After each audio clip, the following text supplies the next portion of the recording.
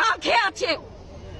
আপনাদের ঘরে নাই? এই পুলিশ ভাইদেরকে বলি, এদের বাপ মা নাই, এদের আত্মীয় স্বজন নাই?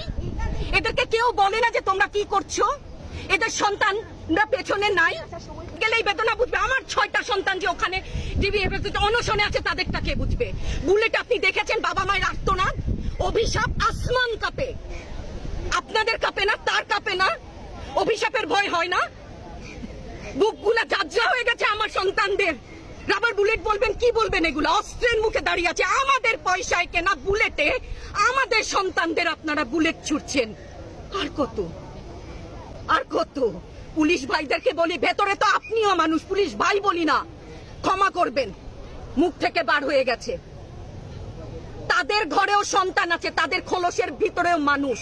যারা এখনো ঘরে আছেন তারাও জানেন আর কতদিন ভয় পাবেন। ভয়েই থাকেন। একটা মারবেন 10টা